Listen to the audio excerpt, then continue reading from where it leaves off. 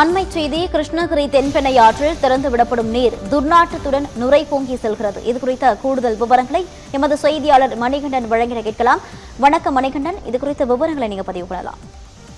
வணக்கம் ஓவியா. கர்நாடக மாநிலத்தில் தொடர் கனமழையின் காரணமாக ஓசூர் அருகே இருக்கக்கூடிய கெலவரப்பள்ளி நீர்த்தேக்க அணையில் இருந்து தென்பெண்ணை ஆற்றில் திறந்துவிடப்படும் நீர் தொடர்ந்து துர்நாற்றத்துடன் நுரை பொங்கி செல்வதாக விவசாயிகள் கவலை தெரிவித்துள்ளனர்.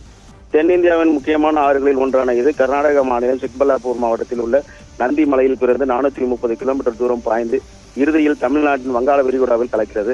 தென்பெண்ணை ஆறு சுமார் 112 கிலோமீட்டர் தூரம் பயணித்து தமிழகத்தின் நுழைவாயிலான ஓசூர் அடுத்த கெலவரப்பள்ளி நீர்த்தேக்க அணையில் நீர் சேமிக்கப்படுகிறது.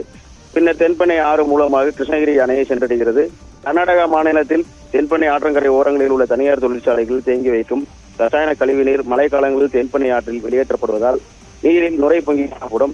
ஆனால் தற்போது தென்பெண்ணை ஆற்றில் அதிகப்படியான நீர் அணைக்கு வந்து கொண்டிருக்கிறது. அணையின் முழு கொள்ளளவான 44.28 அடிகளில் 42.31 அடிகள் நீர் சேமிக்கப்பட்டுள்ளது.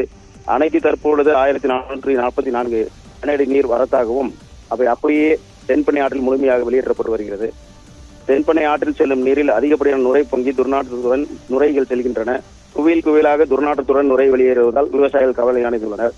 கெலவரப்பள்ளி நீர்த்தேக்க அணையில் கடந்த ஆண்டுகளில் தமிழ்நாடு, கர்நாடகா இரு மாநிலங்களும் சேர்ந்து பசுமை தீர்ப்பாயத்தினருக்கு இந்த நீரின் மாதிரிகளை சேகரித்து சென்ற போதும் இதுவரை முடிவுகள் வெளியிடப்படவில்லை என்பதால் இதன் முடிவுகளை வெளியிட்டு விவசாயிகளுக்கு விழிப்புணர்வு ஏற்படுத்த கோரிக்கை விடுத்துள்ளனர்.